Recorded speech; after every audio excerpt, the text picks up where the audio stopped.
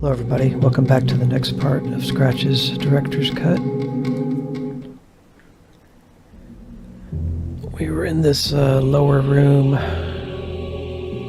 a chapel here, and I think I needed to read this, yeah. Okay, March 26th. The folklore of the Dalimar is just as disturbing as their vicious attacks. If my research has been correct, then I could have stumbled upon one of the most ancient tribes ever known to humanity, dating back to the era where the so-called Bushmen inhabited South Africa. We're talking over 20,000 years ago. How could any civilization manage to survive all this time without ever hunting or expanding, just being there? I don't dare to imagine what 200 centuries of inbreeding and cannibalism could do to people. I've seen them, and they cannot be called humans. What is most unsettling is their mystical background, impossible to be considered a religion due to its complete lack of basic rules and maturity. The only simple premise is to keep an evil entity at bay, which has been stalking them since the beginning of time, or Dark Ages. At this point in my research, I had to stop and consider the implications. The Dalimar actually thought of their later period, the systematic slaughtering of mankind, as good times or golden ages. I thanked the Lord that this tribe never managed to grow, as I seriously think the region, maybe even the entire continent, would have suffered terrible consequences. This history is so ancient that it makes me feel dizzy. The vengeful god, which is incidentally referred to as Dolholm, could control the Dalimar via its many incarnations. Most of the time, it would be a tall, feline-like figure, always dwelling in shadows and slaying any villager who would unwittingly come close. Some say its deadly claws would not only penetrate your body but your soul. The purpose of the harassment is unclear. It would look as if the Dalimar were simple toys to play with. It seems then that the Dalimar managed to free themselves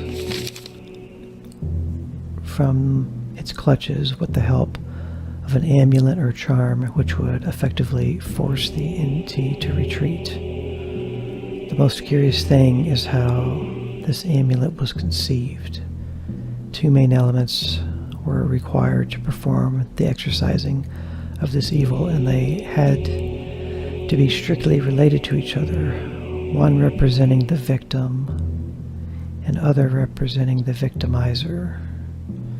To achieve this, something related to each one was used. While I'm not sure what is referred to as the victim, I think it can be concluded that anything belonging to any villager would have served, given that they were all victims. As for something representing the victimizer, that may have been more complicated. What could possibly be related to a god? This god in question. Next, these elements had to be mixed with a rare medicinal plant native to the region, which apparently had the properties to blend both items together, as long as they were not too solid.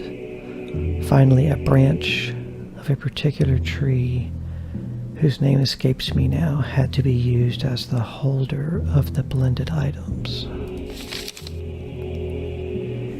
It is on this item that a mysterious blessing was performed. It should be noted that all elements had to be organic.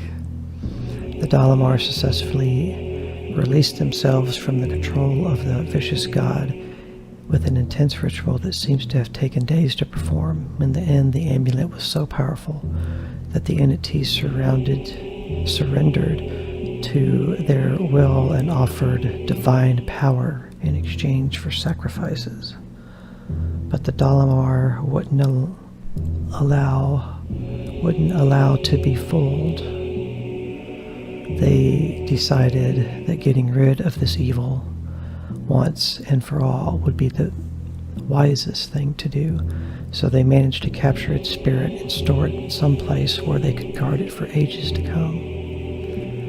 My God, the evil spirit was cast into a mask, trapped inside the confines of its blessed wood for eternity. A mask which is description bears uncanny resemblance to who I fooling. It is that mask that Dalamar would keep this spirit at bay via regular rituals involving the bloody sacrifices in the aforementioned amulet. The last book I read today about the Dalamar, in reality 2 small paragraphs as assuming bonus reading in a book lent by the museum, has revealed to me something that left me completely paralyzed with terror. I've always wondered since I began studying them what made the Dalamar savagely slaughter neighboring tribes without any apparent reason. Was it a violent raw instinct? Did they feel threatened in any way? Was it by a perverse and ungodly sense of enjoyment? No, it was fear. Fear that someone else would take the mask and release the god.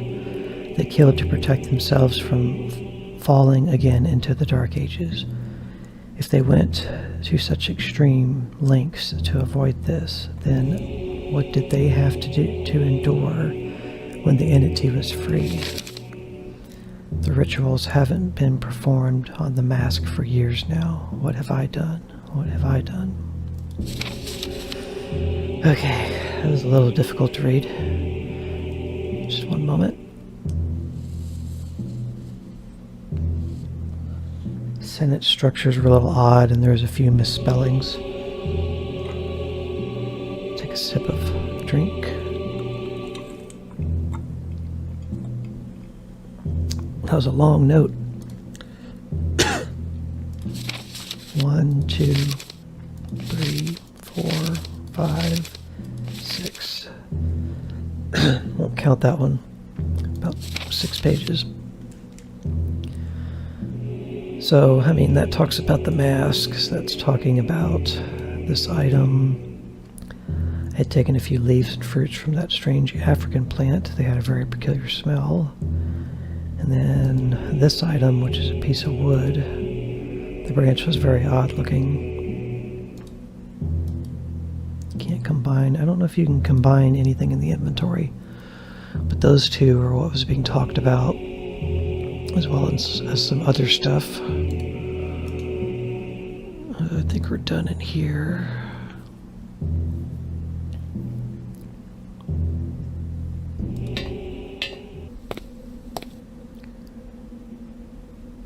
So yeah, as you progress through the game, it gets kind of slightly unclear to know what your next objective is, where you should be going.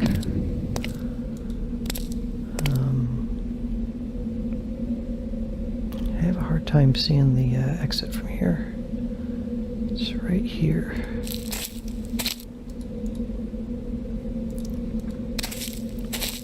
So my instinct is to check the mailbox and then check the can't go that way, and then check calling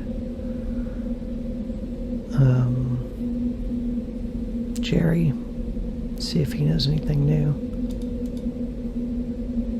Oh, I'm just not with it.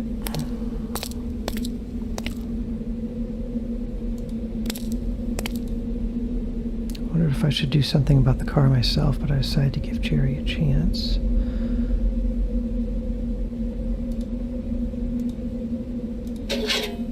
Same letter, right? Yep. So that hasn't changed.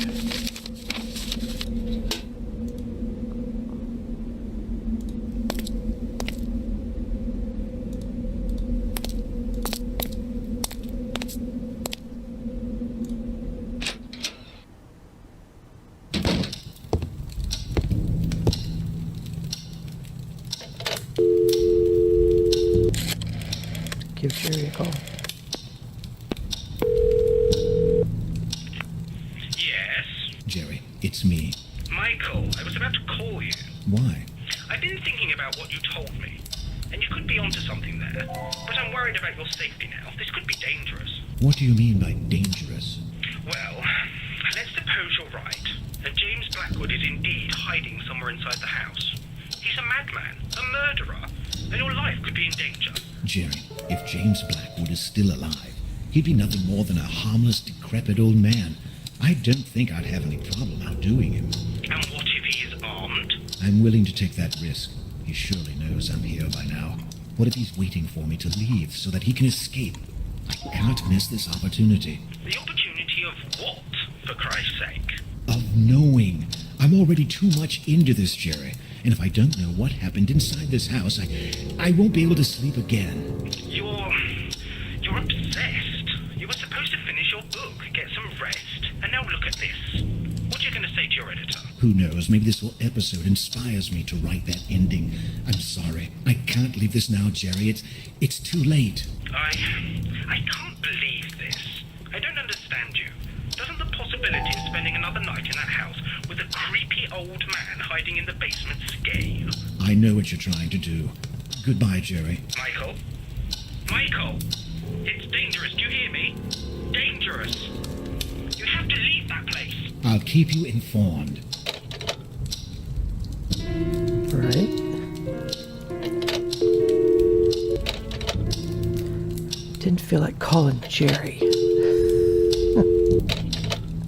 Didn't feel like calling Barbara. So,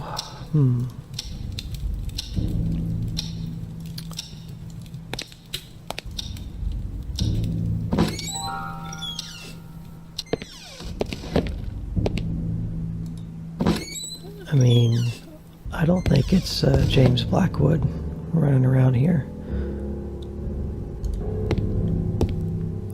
Leave in the comments who you think it is.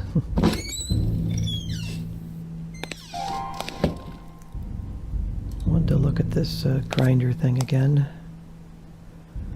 I know it's used, I just don't remember.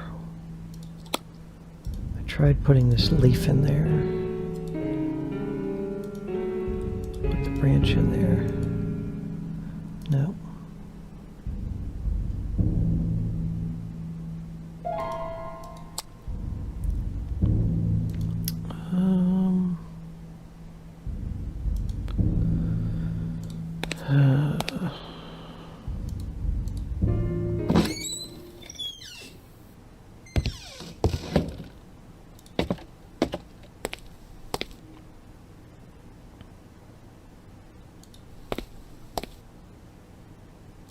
Still wondering how we're going to get in here. Or if we even need to. But it looks like there's two handles you can pull this off with. Tried hitting it with the hammer. I don't think a screwdriver's going to help. Crowbar is the most logical. Maybe the shovel. No. So he doesn't say that it's locked or it won't budge.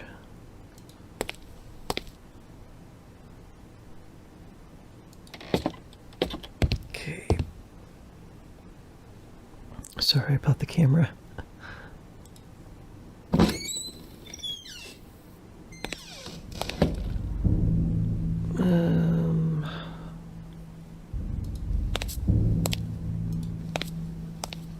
Let's go.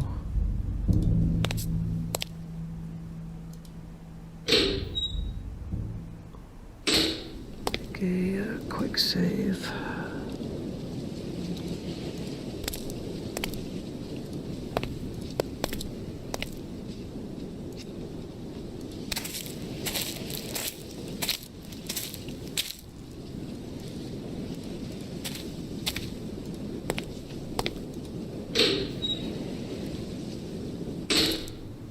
Shouldn't be anything in here. that we missed?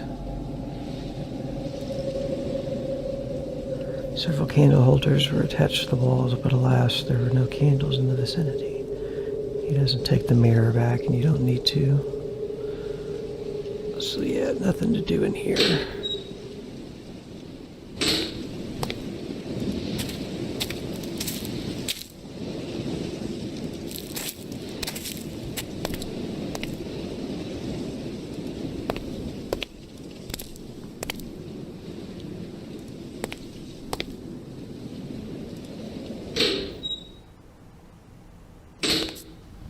So as I've said to everybody watching, I did have a crash in this game.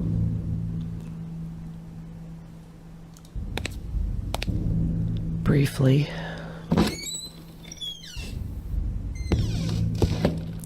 I'm curious to know now when we play the Last Visit DLC extra chapter part.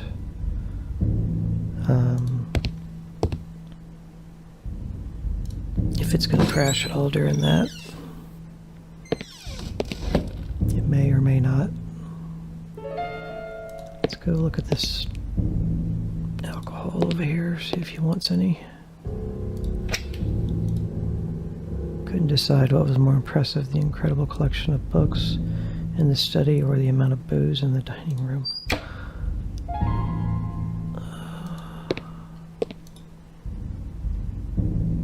I guess that's what happens when you don't water the plants for a long time.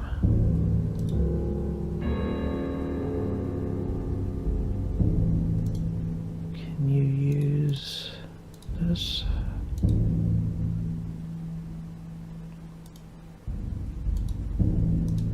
Can, but he has no reason to.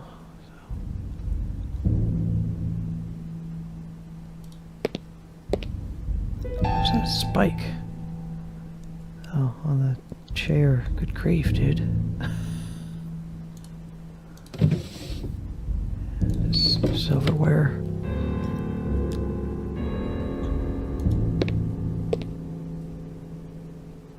Yeah, look at the tops of these chairs, man.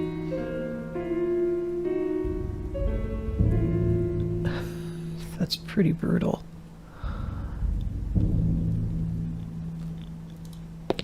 Grab that one in the wrong spot, impale your hands with it.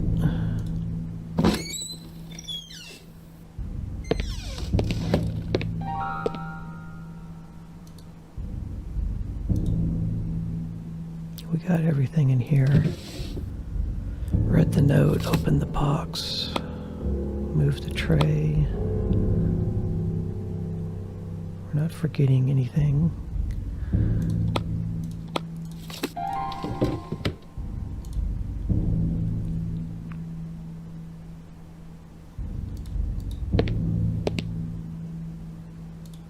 Boom, boom, boom.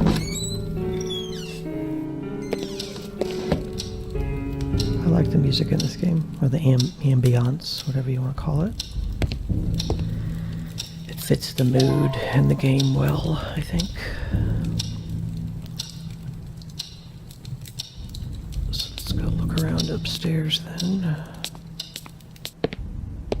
We didn't look everywhere outside. I'm just not sure what we're supposed to do yet. The story is fully revealed to me now. That disturbing African mask is cursed. It isn't exactly important whether this curse is real or not, even though I'm actually willing to believe that due to my experiences inside this house. But the fact is that Blackwood believed it was very real. What drastic measures did he take to get rid of it? A murder, a sacrifice?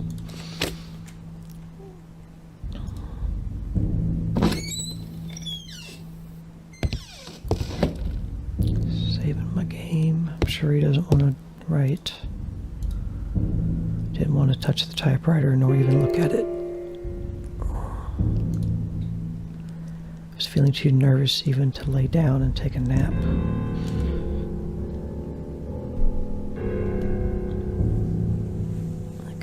Nothing to do in here, I guess.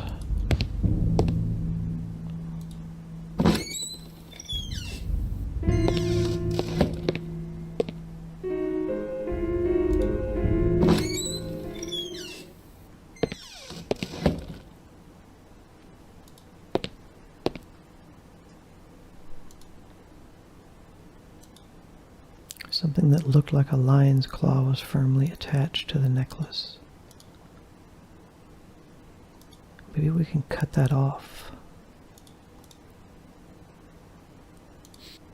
Oh, he did. I wasn't expecting him to cut it here. I thought he was going to cut the necklace. What are they calling these? Pliers. Okay, he used pliers to pull it out.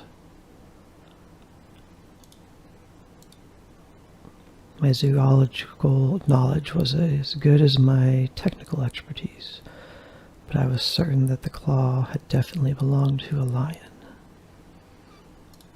Put that with that. Not yet. So I did remember correctly that you're supposed to take it.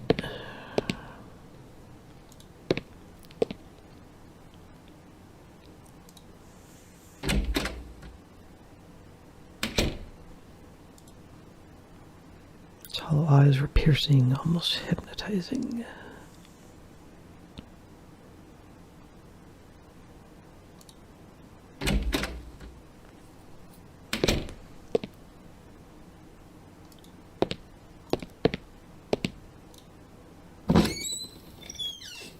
Should be nothing in this room. One with the safe. That's our room. This is a bathroom. There shouldn't be anything in here either.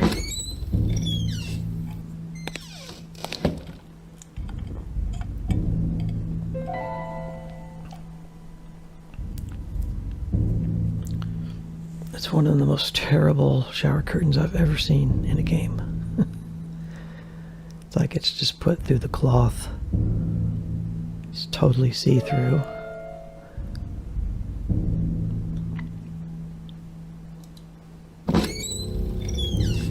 Okay, so from here we can go downstairs, or we can go up.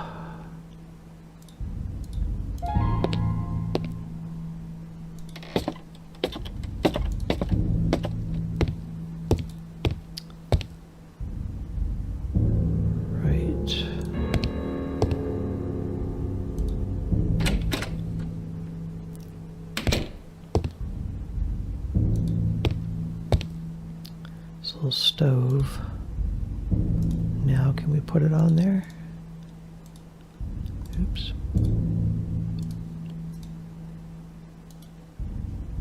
Had to be mixed up with something else.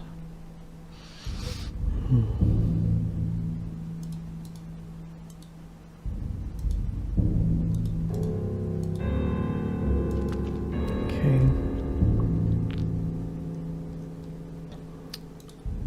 I'm on the right track there. I just need another ingredient that I don't have yet.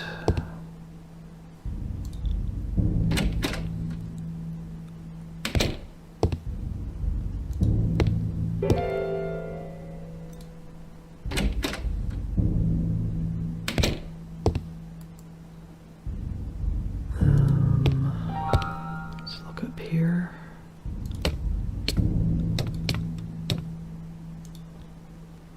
Useless can of grease. There's now a small hole in the can. If I can refill this.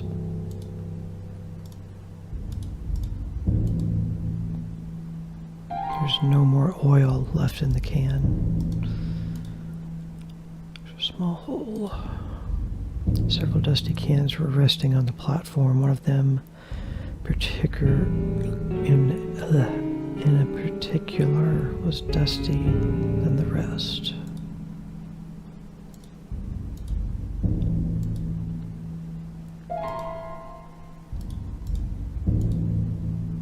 It was clean enough. Didn't I already do this?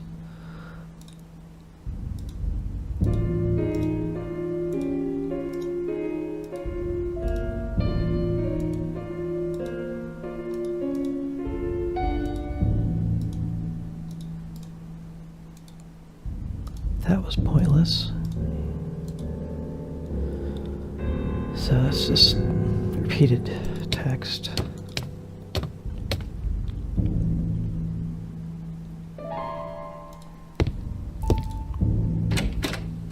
This is the kind of game too where like you can't really sequence break the gameplay. Getting an item early to let you get in some place that you shouldn't be able to get into, but it's a deal where like you can find something that you obviously know you can take or should take, but until your character knows in the story that he needs it, he won't pick it up. So that can screw you up in some games. It's just the map.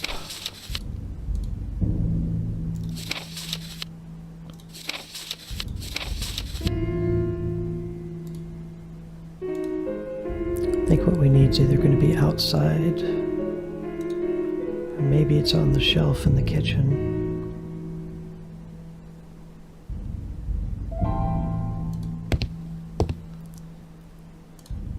There should be no reason to go back to the kids' room by climbing out of the window. I don't think we need to do that again.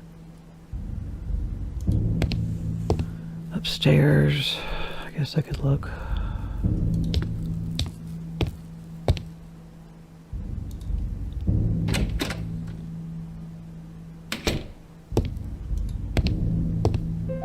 There's nothing in the Zelda chest. Looked at all that. Okay. You have to pick one. Then you can leave.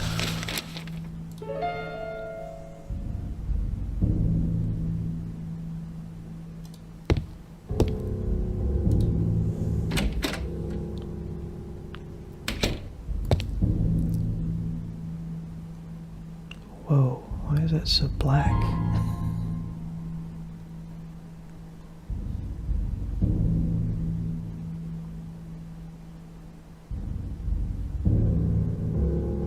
Oh, okay, I guess it's like a slant. I never even thought to look over there. Oddly enough. Okay, so let's go back to the kitchen real quick and then we'll go outside.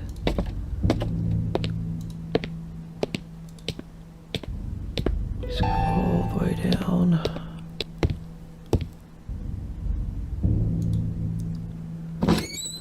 You definitely will memorize this house layout. As much wandering around as you end up doing.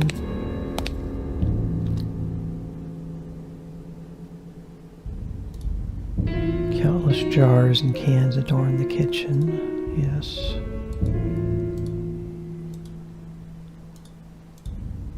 But is any of it useful?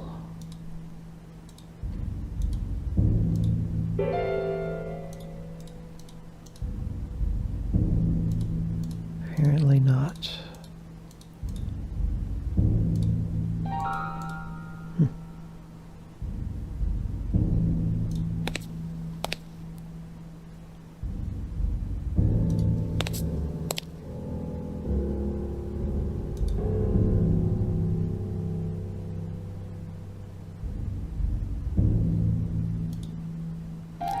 Plenty of kitchen utensils in the house ready to be used. Can't open any of these cabinets.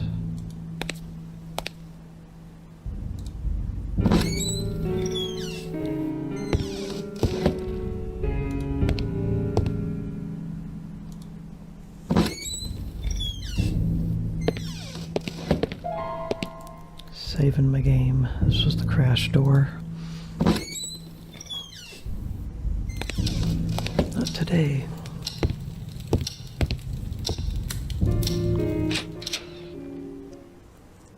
Everybody, it's been a wandering around video. I'm going to stop it here. When we come back in the next part, we'll look a little more out here and see if we can find anything.